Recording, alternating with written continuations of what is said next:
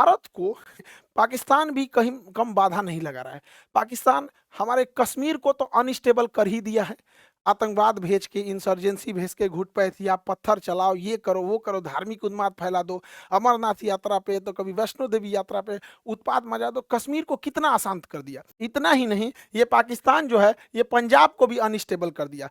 पाकिस्तान ने ड्रोन के मदद से तथा स्मगलिंग के मदद से इतना ज्यादा अफीम, गांजा और जितने भी मादक पदार्थ थे उसको यहाँ सप्लाई करने लगा। क्योंकि अफीम का जो उत्पादन होता है वो पाकिस्तान, अफगानिस्तान, ईरान, इन तीनों देशों जो एक पास होते हैं, जिसे गोल्डन क्रेसेट कहते हैं, तीन देश पाकिस्तान, अफगानिस्तान और ईरान, यहाँ से इन्हें इजीली मिल जाता है। इस बहाने इन्हें पैसे भी मिल जाते हैं और एक बड़ा राज्य को चौपट कर देते हैं। आज पंजाब की एक बड़ी समस्या हो गई है, वहां अब शराब और गुटखा से ऊपर लेवल हो गया है। अब वहां इंजेक्शन लेके ऐसे मारो, नशा में एकदम पड़े रहो। ये पंजाब के भविष्य के लिए चिंता की बात है। और ये हमारा इंटरनल वजह से नहीं हो रहा है, ये एक्सटर्नल पाकिस्तान की चाल है, नहीं बुझा रहा है। तो पाकिस्तान इन दो चीजों में तो सक्सेस हो गया है। अब पाकिस्तान की अगली चाल है कि उसने कश्मीर और पंजाब को अनस्टेबल करके अपनी आईएसआई के थ्रू, अपने खुफिया जो स्लीपर सेल हैं और अपने ये जो मोहम्मद यूनुस से मिलकर, आप गौर कीजिएगा तो वक्त विधेयक जैसे आया तो भारत को डाइवर्ट करने के लिए और मौका का फायदा उठाने के लिए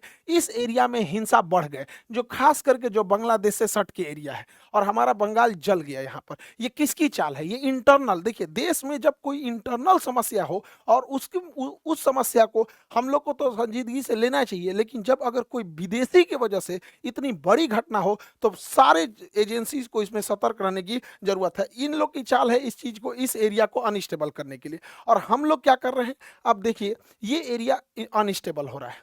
जो लोग मणिपुर के बारे में बड़ी बोल रहे थे, मणिपुर जल रहा है, मणिपुर ये हो रहा है, अभी बांग्लादेश के मैटर पे, पश्चिम बंगाल के मैटर पे तो चुप है।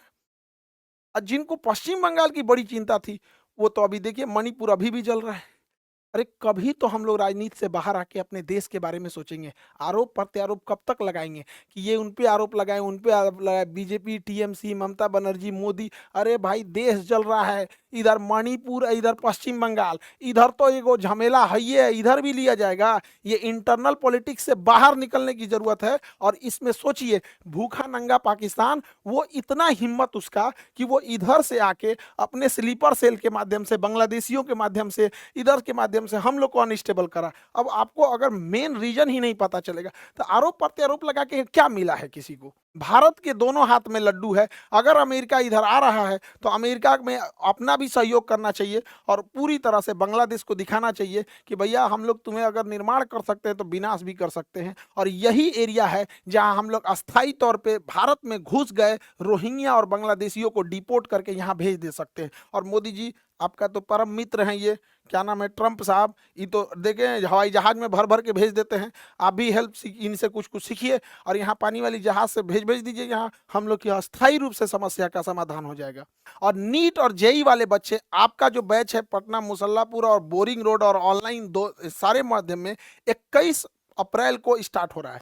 तो नए सिरे से जो बच्चे 21 अप्रैल को स्टार्ट हो जाए उसमें आप लोग इनरोल हो जाएंगे। और रेलवे जो एएलपी वाले बच्चे हैं उन लोग का बैच 24 तारीख से, ऑफलाइन भी ऑनलाइन भी। तो जो बच्चे पटना में रहते हैं ऑफलाइन आएंगे, पहले 10 दिन बैठ के क्लास करके समझिए, क्योंकि ये इलेक्शन ईयर में आपकी वैकेंसी ज़्यादा आती है, इस बार आप गंवाने की, इसको मत गवाइए। और बीपीएससी यूपीएससी के बच्चों के लिए मई के फर्स्ट वीक में आप लोग का बैच स्टार्ट हो जाएगा, ऑफलाइन और ऑनलाइन दोनों। मिलेंगे नेक्स्ट क्लास में, जिसमें हम चर्चा करेंगे ट्रंप ने किस तरह से टैरिफ लगा दिया और इस टैरिफ का क्या उल्टा प्रभाव अमेरिका को पड़ेगा, भारत में कौन सी चीजें महंगी होंगी और भारत में किस आधार पर इसका फायदा होगा, और किस इंडस्ट्रीज को ज्यादा फायदा, किस इंडस्ट्रीज को लॉस होगा।